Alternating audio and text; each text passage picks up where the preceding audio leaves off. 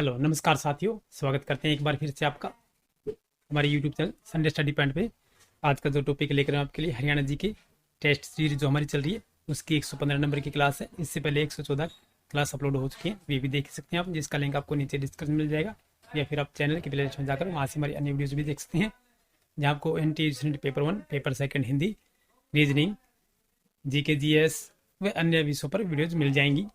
तो साथियों, जितनी परीक्षाएं होती हैं हरियाणा सरकार द्वारा या ग्राम सचिव, पटवार, कलरक, HCS, CET, HPSC या अन्य विषय पर, उन सभी परीक्षाओं के लिए ग्रुप ए से लेकर ग्रुप डी तक की सभी परीक्षाओं में ये बहुत ही महत्वपूर्ण है। तो वीडियो जितने भी क्वेश्चन आपके लिए लेकर आया हूँ, ये सभी परीक्षाओं में पूछे गए प्रश्न हैं और आने वाली परीक्षा में भी पूछे जाते हैं और आपके लिए नए क्वेश्चन भी हैं। तो दोस्तों, वीडियो को लाइक और शेयर जरूर कर दीजिएगा, और चैनल पर नए हैं और अभी तक आपने हमारे YouTube channel Sunday study point को सब्सक्राइब नहीं किया तो सब्सक्राइब कर लें, साथ में बेल आइकन को प्रेस कर लें, क्योंकि जब भी हमारी अगली वीडियोज अपलोड होती हैं उसकी सूचनाएं आपको समय पर मिलती रहे। तो साथियों, आज का जो पहला क्वेश्चन है वो आपकी स्क्रीन पर आ गया है। आप भी अपने आंसर कर सकते हैं, हमें कमेंट बॉक्स में लिख सकते हैं, या आपका किसी प्रकार का सुझाव है वो तो भी आप हमें कमेंट कर सकते हैं कि हरियाणा के किस स्थान से कुषाण कालीन सोने व चांदी के सिक्के प्राप्त हुए हैं? हांसी, मीताथल, रोहतक या सिरसा? तो आप सभी अपने आंसर कमेंट करें। तो साथियों, इसका सही आंसर क्या हो जाएगा? जल्द से जल्द अपने आंसर कमेंट करें। इसका राइट आंसर जो हमारा ऑप्शन नंबर बी हो जाएगा। ये मीताथल से प्राप्त हुए हैं।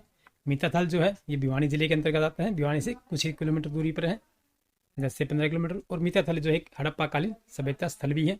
यहाँ पर हड़प्पा सभ्यता के अवशेष मिलते हैं और यहाँ पर समय समय पर खुदाई की जाती है। चलिए साथियों, अगला प्रश्न चलते हैं। किस नगर की स्थापना फिरोज शाह तुगलक द्वारा की गई थी? हिसार, फतेहाबाद, फिरोजाबाद, ये सभी? तो सही आंसर क्या दें?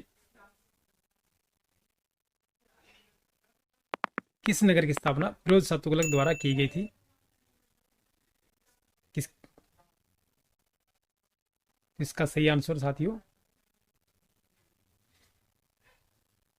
एक थोड़ी सी मिस्टेक है साथियों, ये हिसार की भी की थी फिरोज शाह तुगलक ने, इसकी राजधानी थी ये, और फिर फतेहाबाद भी इसने की थी, क्योंकि जब इसका पुत्र का जन्म हुआ, ठीक है, पंजाब की साइड से जीत कर आया था, और जब आ रहा था तो जहाँ फतेहाबाद है वहाँ इसके पुत्र का जन्म हुआ था, उसने उसी के नाम पर अपना ये फतेहाबाद गांव बसा दिया था।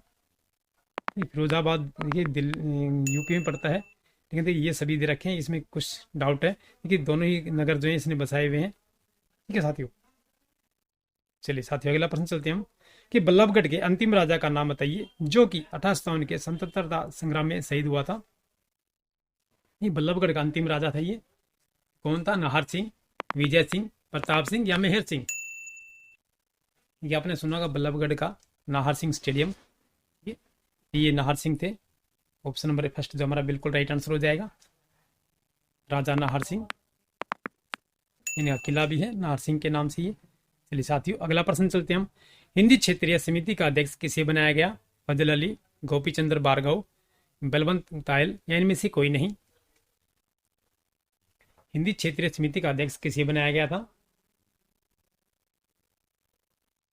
तो इसका राइट आंसर हमारा ऑप्शन नंबर सी हो जाए, ये बलवंत तायल को बनाया गया था हिंदी क्षेत्रीय समिति का अध्यक्ष। कि जब पंजाब और हरियाणा अलग अलग हुए थे तो ये हिंदी क्षेत्र में और पंजाबी क्षेत्र अलग अलग बना दिए गए थे।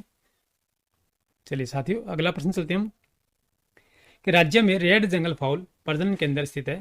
पिंजौर में, मोरनी में, पीपली में या कैरू में? रेड जंगल फाउल, यहाँ इसका सही आंसर क्या हो जाएगा? तो कहाँ पर है ये रेड जंगल फाउल जो प्रजनन केंद्र है? ये पिंजौर में है। ऑप्शन नंबर ए जो हमारा बिल्कुल सही आंसर हो जाएगा। ये कैरू में जो है ये हिरन है ना, बारहसिंगा जिसे कहते हैं हम, हिरन। ठीक है साथियों, चलिए अगला प्रश्न चलते हैं हम। चौधरी चरण सिंह कृषि विश्वविद्यालय कहाँ अवस्थित है? हिसार, सिरसा, भिवानी या फतेहाबाद? तो सही आंसर क्या हो जाएगा? ठीक है, ये हिसार में है, ये आपको पता ही भी होगा, बताता हूँ। और GJU जो गुरु जम्बेर यूनिवर्सिटी है वो भी हिसार में है। चौधरी चरण सिंह कृषि विश्वविद्यालय जो ये भी हिसार में है। और सिरसा में CDLU चौधरी देवीलाल यूनिवर्सिटी है। और भिवानी में CBLU है, चौधरी बंसीलाल यूनिवर्सिटी। ठीक है साथियों, चलिए चलते हैं अगला प्रश्न चलते हैं हम कि राज्य के महेंद्रगढ़ जिले के किस स्थान पर एक वीर्य बैंक स्थित है जहां पर तरल नाइट्रोजन प्लांट लगा हुआ है? कटेली, नारनौल, नांगल चौधरी या महेंद्रगढ़? तो सही आंसर क्या हो जाएगा, सभी आंसर दें। साथियों अभी तक आपने हमारे यूट्यूब चैनल को सब्सक्राइब नहीं किया, सब्सक्राइब कर लें, कमेंट करें और अपने दोस्तों के साथ लाइक और शेयर जरूर कर दीजिएगा कि आपको वीडियो कैसे लग रही है, हमें बताइएगा कमेंट करके। कि राज्य के महेंद्रगढ़ जिले में किस स्थान पर एक वीर्य बैंक स्थित है जहां पर तरल नाइट्रोजन प्लांट लगा हुआ है। कहाँ पर ये नारनौल में है। और नारनौल जो है ये महेंद्रगढ़ का केंद्र बिंदु है, क्योंकि ये जितने भी सरकारी कामकाज होते हैं वो इन नारनौल में ही होते हैं, महेंद्रगढ़ जिले के। चलिए साथियों अगला प्रश्न चलते हैं हम। महात्मा गांधी तापीय विद्युत परियोजना की स्थापना राज्य के किस जिले में की जा रही है। गुड़गांव में, झज्जर में, भिवानी में या फरीदाबाद में। इसका सही आंसर क्या हो जाएगा कि महात्मा गांधी तापीय विद्युत परियोजना की स्थापना राज्य के किस जिले में की जा रही है। तो झज्जर में की जा रही है। ऑप्शन नंबर बी हमारा बिल्कुल राइट आंसर हो जाएगा, झज्जर जिले में। चलिए दोस्तों अगला प्रश्न चलते हैं हमारा कि हरियाणा में सैनिटरी उद्योग किस स्थान पर विकसित हुआ है। बहादुरगढ़, कुंडली, समालखा या होडल। हरियाणा में सैनिटरी उद्योग किस स्थान पर विकसित हुआ है, ये कहां पर विकसित हुआ है ये बहादुरगढ़ में है। ऑप्शन नंबर ए जो हमारा बिल्कुल राइट आंसर हो जाएगा। अगला प्रश्न हमारा जो हरियाणा के किस शहर को बुनकरों का शहर कहा जाता है। पानीपत, सोनीपत, पलवल, यमुनानगर। देखिए इस शहर में रिफाइनरी है ना, रिफाइनरी मशीनें भी लगी होती हैं, प्लांट जो है रिफाइनरी के, तेल शोधक।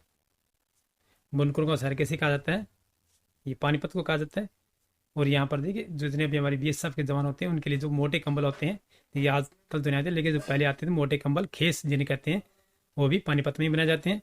चादरें बनाई जाती हैं काफ़ी सुंदर सुंदर। चलिए साथियों अगला प्रश्न चलते हैं हम कि निम्न में से रेलवे लाइन का कौन सा प्रकार हरियाणा में विद्यमान है। छोटी लाइन, मीटर गेज, बड़ी लाइन ब्रॉड गेज या उपरोक्त सभी। निम्न में से रेलवे लाइन का कौन सा प्रकार जो है हरियाणा में विद्यमान है। देखिए 3 प्रकार की ही ये छोटी लाइन होती हैं जो पहले छोटे इंजन चला करते थे, फिर इसके पास एक मीटर गेज के आगे, और उसके बाद बड़ी लाइनें जो ब्रॉड गेज कहते हैं। ये तीनों स्थित हैं हमारे। देखिए पहले हिसार से राजगढ़ बीकानेर तक जाती थी छोटी लाइन भी, ठीक है, रेवाड़ी तक भी जाती थी, लेकिन अब नहीं है। अब देखिए रेवाड़ी में है और ये देखिए राजस्थान में चलती हैं छोटी लाइनें, जिसे हम छोटी लाइन कहते हैं, वीडियो होती हैं थोड़ी ही। लेकिन देखिए मीटर गेज और ब्रॉड गेज की ज़्यादा चलती हैं। चलिए साथियों अगला प्रश्न चलते हैं हम कि हरियाणा की नई औद्योगिक नीति 2015 का प्रमुख आधार है मेड इन हरियाणा, शेष क्षेत्रों की अधिक स्थापना, औद्योगिक घरानों का विशेष छूट, उपरोक्त में से कोई नहीं। तो सही आंसर क्या हो जाएगा साथियों, जल्द से जल्द अपने आंसर कमेंट करा करें कि हरियाणा की नई औद्योगिक नीति 2015 का प्रमुख आधार है। इसका प्रमुख आधार क्या है, ये मेड इन हरियाणा है। ऑप्शन नंबर फर्स्ट हमारा सही आंसर हो जाएगा। अगला प्रश्न हमारा जो है कौन से कलाकार दिल्ली घराने से संबंध थे। इनायत हुसैन, उमराव खान, हाफिज खां या कलन खां। ये दिल्ली घराने से पूछा गया है, तो ये कौन से कलाकार थे जो दिल्ली घराने से थे। ये उमराव खान थे, ठीक है, फिर हम देखेंगे उमराव जान, ठीक है साथियों। चलिए चलते हैं, उमराव खान है ये। बॉलीवुड के कौन से अभिनेता हरियाणा से संबंधित हैं। मोहित अहलावत, मनोज कुमार, सुनील दत्त, ये सभी। तो राइट आंसर क्या हो जाएगा कि बॉलीवुड जो फिल्म बनती है हमारी, ठीक है, बम्बई बनती है, और अभी जो फिल्म सिटी जो है ये उत्तर प्रदेश में भी बनाई जा रही है, निर्माण हो रहा है फिल्म सिटी का। हरियाणा से संबंधित ये कौन कौन से हैं, तो सही आंसर क्या है ऑप्शन नंबर डी हो जाएगा। तो मोहित अहलावत भी हैं और मनोज कुमार भी थे, और देखिए सुनील दत्त थे। देखिए जिसका निधन हुआ सुनील दत्त जी का, ये यमुनानगर लाए गए थे, इनका पैतृक गांव था यमुनानगर में। चलिए साथियों अगला प्रश्न चलते हैं हम कि मुसलमानों के वर्ग अशरफ के अंतर्गत कौन सी जाति नहीं आती है। ये मुसलमानों के वर्ग हैं, ये अशरफ है के अंतर्गत कौन सी जाति नहीं आती। मेव, सैयद, रांगड़, शेख। तो सही आंसर क्या हो जाएगा, मुसलमानों के वर्ग अशरफ के अंतर्गत कौन सी जाति नहीं आती है। ये मेव नहीं आती है। ऑप्शन नंबर फर्स्ट जो हमारा बिल्कुल राइट आंसर हो जाएगा। देखिए मेव जो है मेवात, ये पूरा मेवों का था, ये बलवंत के समय, ठीक है, 12वीं शताब्दी के अंतर्गत जो आती हैं। रजिया सुल्तान थी उस समय, जो बलवंत था गुलाम वंश का शासक था ये, इसने मेवों का दमन करने के लिए काफ़ी प्रयास किए थे। और उसके पश्चात देखिए जो मुगल शासन हुआ उस समय काफ़ी मारकाट हुई, तभी इन्होंने अपना धर्म परिवर्तन कर लिया था मेवों ने, ठीक है, क्योंकि ये हिंदू हैं, लेकिन अब इन्होंने धर्म परिवर्तन कर लिया उस टाइम मार काट से बचने के लिए, इसलिए इन्हें माना नहीं जाता ही है।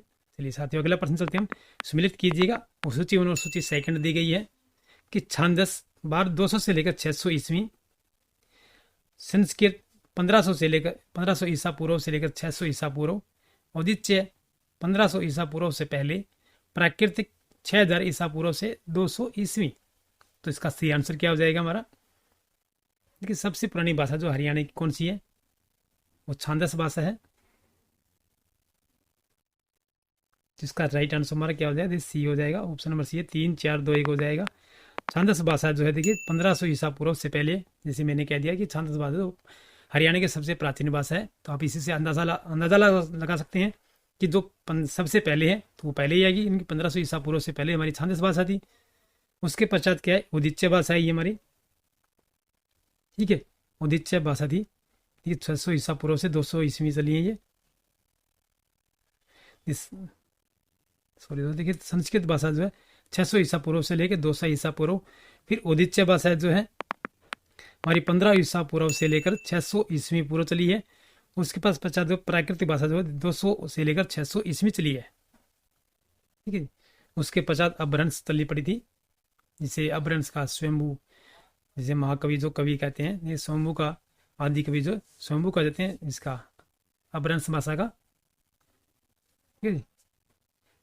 इसके बाद एक गोरखनाथ आते हैं, ये इस प्रकार अगली अगली भाषा चलती जाती हैं। संदोड़ी भाषा थी इनकी, ठीक है। फिर से देखिए जो छांदस भाषा है देखिए 1500 ईसा पूर्व से पहले थी ये।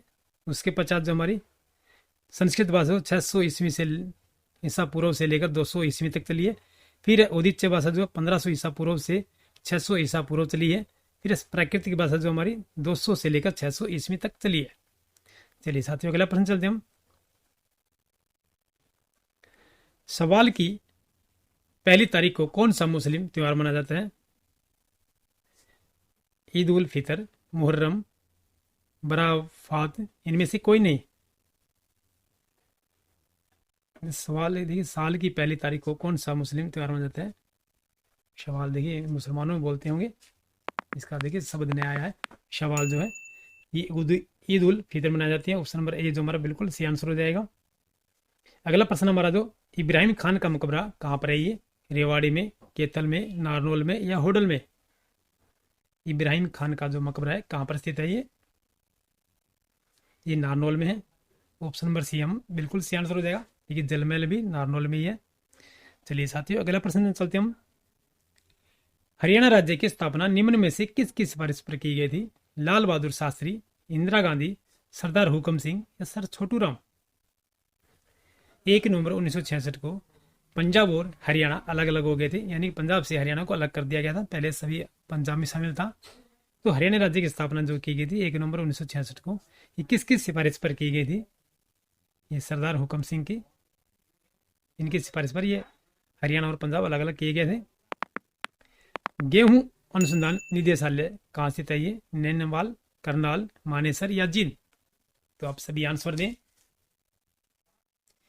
गेहूं अनुसंधान निदेशालय कहाँ स्थित है? ये करनाल में। ऑप्शन बी हमारा सी आंसर हो जाएगा, जिसे सीएम सिटी कहते हैं, जहां पर लिबर्टी जूते बनते हैं और विदेशों तक निर्यात किए जाते हैं। निम्न में से कौन सा कथन सही है? हमारा नेहरू स्टेडियम गुड़गांव में राज्य के प्रथम जूडो एस्ट्रोटर्फ का निर्माण किया गया है।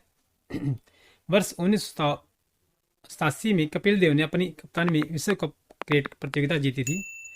सही है पूछा गया है, देखिए तो हमारा गलत है कि 1983 में हुई थी। उस समय विश्व कप क्रिकेट प्रतियोगिता पहली बार जीता गया था। चिली में आयोजित 8वीं विश्व जूनियर एथलेटिक्स, या इनमें से कोई नहीं? कि सही पूछा गया तो सही हमारा कौन सा हो जाएगा? ऑप्शन नंबर सी हमारा सही आंसर हो जाएगा। चिली में आयोजित 8वीं विश्व जूनियर एथलेटिक्स है ये। देखिए पहला वाली हमारा गलत हो जाएगा, ठीक है, ए और बी दोनों ही गलत है। चलिए दोस्तों अगला प्रश्न चलते हैं। राज्य के 4 सबसे कम लिंगानुपात वाले जिले का क्रम कौन सा है? गुड़गांव, सोनीपत, रोहतक या मेवात? पानीपत, रेवाड़ी, हिसार, गुड़गांव? गुड़गांव, पानीपत, हिसार, मेवात या में से कोई नहीं? कि सबसे कम पूछा गया है, सबसे कम लिंगानुपात वाले जिले कौन कौन से हैं? तो इसका राइट आंसर क्या रहेगा? ये गुड़गांव है, फिर सोनीपत है, फिर रोहतक और फिर पानीपत आता है। इस प्रकार से हमें राज्य के 4 सबसे कम लिंगानुपात वाले जिलों का क्रम से है ये। ध्यान रखें, गुड़गांव, सोनीपत, रोहतक और पानीपत। चलिए साथियों, अगला प्रश्न चलते हैं हमारा कि राज्य सरकार द्वारा राज्य के शिक्षित बेरोजगारों हेतु बेरोजगारी भत्ता योजना कब शुरू की गई? 2 अक्टूबर 2004, 1 सितंबर 2005, 1 नवंबर 2005 या 1 अप्रैल 2003? जिसका राइट आंसर हमारा ऑप्शन नंबर सी हो जाए, 1 नवंबर 2005 को शिक्षित बेरोजगारों हेतु बेरोजगारी भत्ता योजना शुरू की गई थी, 1 नवंबर 2005 को। ठाकुर फेस किस सम्राट के दरबार में नौकरी करता था? बहादुर शाह जफर, अलाउद्दीन खिलजी, हर्षवर्धन या अकबर?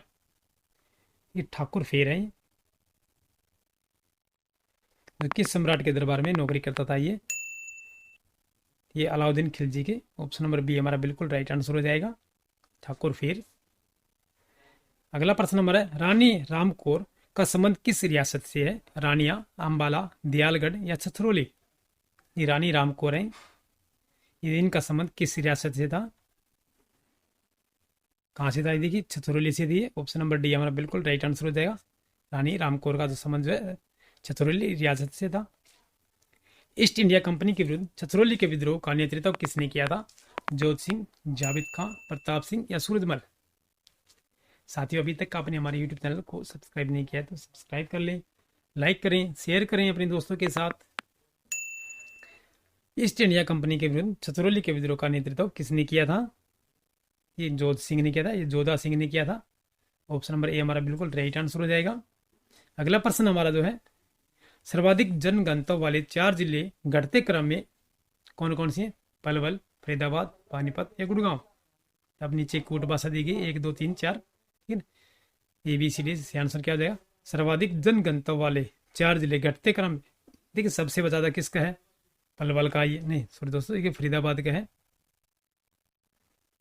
जिसका प्रकार से ये आंसर हमारा ऑप्शन नंबर सी हो जाए। देखिए फरीदाबाद का सबसे ज्यादा है, सबसे बड़ा नगर निगम भी है और सबसे बड़ा, देखिए जिला तो छोटा है लेकिन जो जनसंख्या की दृष्टि से सबसे बड़ा है ये जिला है फरीदाबाद। उसके बाद गुड़गांव आता है, फिर हमारा पानीपत और फिर पलवल। इस प्रकार हमारा सही आंसर हो जाएगा ऑप्शन नंबर सी। चलिए दोस्तों, अगला प्रश्न चलते हैं हमारा, किस अभिलेख के अनुसार हरियाणा राज्य की राजधानी दिल्ली थी?